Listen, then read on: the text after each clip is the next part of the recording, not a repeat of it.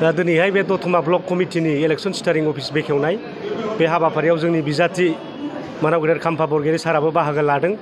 दा बेवहाय जोङो जोंनि बे दतमा ब्लकनि सिङाव जे इलेक्शनखौ बोरै सालायलांनो बिनि थाखाय मोनसे अफिसनि दरकार हिसाबै बेखौ बेखेवनाय जाबाय आरो बे न'निफ्रायनो जोङो फैबाय थानाय इलेक्शनखौ बोरै बारहोलांनांगौ रायजो राजाफोरनि गेजेराव बोरै थांनांगौ बिनि गासिबो प्लेनिंफोरखौ बानायनाय जागोन। जोंहा मोनसे दिनैहाय फोथायनाय दं रायजो राजाफ्रा जोंखौनो दिनै अनसायगासिनो दङ। दिनै मोनसे सोलायनायखौ लुबैफिनदों रायजो राजाफ्रा। थांनाय बाराव जे प्रमद बर'नि गोदै गोदै रावाव परिबर्तननि नामाव बयबो गोसो गोजावद्लाबायनानै दिनैहाय बिटिसि सरकार दाहोदोंमोन। दा बेथ' मोनसे आसाम सरकारनि मोनसे षड़यन्त्रआव जानाय बे जोंनि थाखाय मोनसे ब्लेक डे हिसाबै जोङो दिनै गनायनानै लादों। आरो एबारनि बिसायख'थियाव जोंनि बिपिएफ दोलोआ देरहागोन बे खाथां। खारन बेवहाय दिनैहाय गासिबो बर' रायजो राजाफ्रा दुखु मोनबाय। बिटिआर सुक्तिनि गेजेरजों जोंहा गासिबो मोनखानाय गोहोफ्रा गोमालांजोब्बाय। आरो दिनै नुबाय थादों जोङो बिटिआर सुक्तियाव लिरनाय जायफोर दफाफोर दंमोन बे मोनसेबो आखरे आखर पालन खालामनाय जायाखिसै। दाख्लि 3 तारिख जानुवारियाव दिल्लीयाव मोनसे रिभिउ मिटिं जादोंमोन। बे रिभिउ मिटिङाव गासिबो जे सेन्ट्रेल गभर्नमेन्टनिफ्राय जे पेकेजफोर मोननांगौ दंमोन, गिदिर गिदिर इन्स्टिटिउसनफोर मोननांगौ दंमोन, इन्डिया गभर्नमेन्टआ बेखौ गासिबो रेजेक्ट खालामजोब्बाय, मावनो हानाय नङा होननानै। बिथांमोनाव दाबो पलिसि गैया होनना बुंना होदों। रेलवे कच फेक्टरि बेखौबो खालामनो हाया होननानै बिथांमोना स्पष्ट खालामना होबाय। NIT खौबो खालामनो हानाय नङा होनना बुंबाय। मानो होनबा NIT आ मोनसे स्टेटआव गंसेल' NIT खालामनो हायो। बे जाबाय इन्डिया गभर्नमेन्टनि पलिसि। दा बेवहाय स्टेटआ अलरेडि सिलचराव दंखायो। गतिके BTC आव एनादार NIT होनायनि बेबस्था गैला, बेखौ स्पष्ट खालामबाय। आरो UN Brahma university, Indira Gandhi tribal इउनिभारसिटिनि बाथ्रा बुंदोंमोन, बेखौबो स्पष्ट खालामना होबाय। अलरेडि सेन्ट्रेल इउनिभारसिटिया दरं जिल्ला बा उदालगुरि जिल्लानि खाथियाव तेजपुराव दंखायो। गतिके एनादार बेहाय माने इउनिभारसिटि ट्राइबेल इउनिभारसिटि बानायनाय खुनु खोथा गैया। आरो माबाफोर ट्राइबेल कर्स दङब्ला बै थाखानाय तेजपुर इउनिभारसिटियावनो बे कर्सफोरखौ एड खालामनाय जागोन होननानै बेखौ स्पष्ट खालामना होबाय। स्पर्ट्स इउनिभारसिटिनि बाथ्राखौ बुंदों। स्पर्ट्स इउनिभारसिटिखौबो स्पष्ट बुंबाय। देबाय माने स्पर्ट्स इउनिभारसिटि खालामनायनि खोथा गैया। सारा इण्डियायाव इम्फलाव गंसे दं बुंदों। दा सारा इण्डियानि मानसिफोरखौनो बेवहाय फोरोंजोबनाय जाखायो। गतिके गोदानै BTC ओनसोलाव स्पर्ट्स इउनिभारसिटि गायसननायनि जेबो दा पलिसि गैया होननानै स्पष्ट खालामना होदों। होमबा बिथांमोननि जेसेबांनाखि NIT, नेरिम बेखौबो दिनै बिथांमोना स्पष्ट खालामदों जे एनादार जोङो नेरिम होनो हाया। खारन माने एइम्स दंखायो गुवाहाटियाव, जोंहा मेडिकेल कलेजफोर दंखायो। गतिके एनादार बेबायदि नेरिम बानायनायनि थाखाय दिनैहाय सेन्ट्रेल गभर्नमेन्टआ सिन्था खालामनाय जायाखै होननानै स्पष्ट खालामनाय जादों। दानि गुवाहाटियाव थानाय जे एइम्स दङ बेवहायनो थोजासे फेकाल्टिखौ हरनो हायाखै होननानै स्पष्ट बाथ्रा बुंना होबाय। दा जोंनि BTC ओनसोलाव माने मोनसेबो जे BTR एकर्डआव जे माखासे दफाफोर होनाय दंमोन, एनेक्सार होनाय दंमोन जे डेभेलपमेन्ट स्किम्सफोर माने हायार इडुकेसन इन्स्टिटिउसनफोर, दा मोनसेबो खालामना होननानै दिनै भारत सरकारा स्पष्ट बुंनानै होबाय। दा बेवहाय BTR एकर्ड हिसाबै 0। दा बेवहाय रायजो राजाफ्रा बुजिबाय, जोंनि बर' रायजो राजाफ्रा बुजिबाय। बिनि गेजेरजों जेबो उन्नति जाला। आरो बे जे सावरायनाय जादों रिभिउ मिटिङाव, बे NDB फोरनि केसनि सोमोन्दै जेबो बुंनाय जायाखै। NDB फोरनि केसखौ बोरै बोखारनांगौ, रन्जन दैमारिखौ बोरै बख'नांगौ बिनि सायाव जेबो रायलायनाय जायाखै। स्कुल कलेज प्रभिन्सियेलाइजनि बाथ्रायाव जेबो रायलायनाय जायाखै।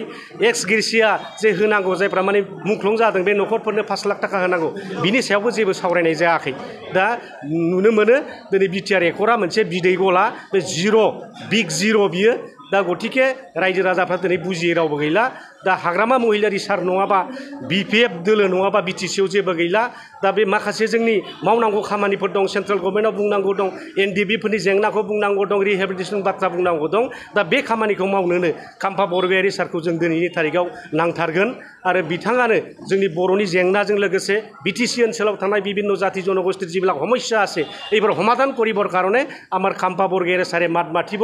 BTC অঞ্চলত আমাৰ যুৱ ডেকাসকল যে বেকাৰ সমস্যা আছে, বেৰোজগাৰী আছে, এখেতসকলক रोजगार দিবৰ কাৰণে আজি দিল্লীত মাত মাতিব। আমাৰ এই BTC অঞ্চলত পাব্লিক সেক্টৰ ইণ্ডাষ্ট্ৰি যেনেকৈ BRPL আছে, NTPC আছে, ঠিক তেনেধৰণৰ আৰু ডাঙৰ ডাঙৰ যে public sector industry, private industry যেনেকৈ বিৰলা, টাটা, আম্বানী, আদানী এখেতৰ যে বিজনেছ আছে, এখেত ইউনিট, এখেতসকলৰ যে বিজনেছত ইণ্ডাষ্ট্ৰি ইউনিট যাতে BTC অঞ্চলত বহাই দিয়ে, ইয়াৰ কাৰণে আজি খাম্পা বৰগয়াৰী ছাৰে কাম কৰিব।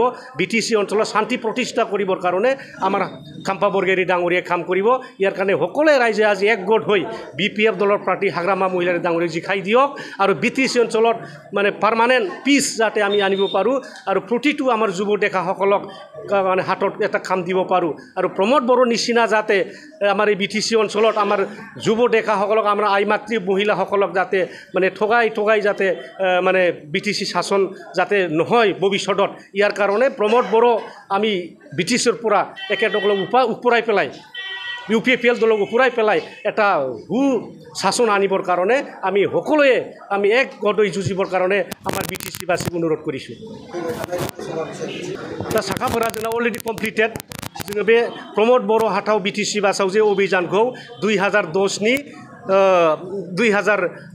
नि 10 फेब्रुवारिनिफ्राय जों स्टार्ट खालामदों दा बे स्टार्टआ जोंना जाबोगासिनो दं स्टार्टआप जोंना अलरेडि आरो बेखौ स्पिड आप खालामगासिनो दङ अलरेडि जोंनि गामि जों सौहैजोब्बाय न'खर जों सौहैजोब्बाय दा जास्ट इलेक्शननि जे मोनसे नियम दङ दिनैहाय नमिनेशन होनांगौ केन्डिडेटआ डिक्लेयार जानांगौ आरो केम्पेइन खालामनांगौ भट लानांगौ दा बे माने सरकारनि प्रसेस बे प्रसेसखौल' जों नेनानै दङ अलरेडि जोङो देरहाखाबाय देरहानाया 100% बे खुनु सन्देह गैया दिनै बिभिन्न जाति जनगोष्ठीफ्रा जोंजों दंजोबो आरो मोनसे खोथा स्पष्ट हिरा सरनिया लानानै गोनो गोथो जाबाय थादों हिरा सरनिया दिनै इलेक्शन गेलेनो मोनगोन मोना बे रिटार्निं अफिसारनि आखायाव थागोन दा जों खोनादों मैयाहाय जोंनि स्टेट गभर्नमेन्टआ बे स्टेट गभर्नमेन्टनि राय होनाय स्टेट गभर्नमेन्टआ जे हिरा सरनियानि जे माबाखौ बे सार्टिफिकेट केन्सेल खालामदोंमोन दा बेखौ वान मेन जाजआ दिनैहाय बेखौ माने स्टे खालामफिननांगौ इलेक्शन गेलेनायनि सुबिदाखौ होनांगौ होननानै जे राय होदोंमोन वान मेन जाजआ दा बिनि एगेन्स्टआव मैया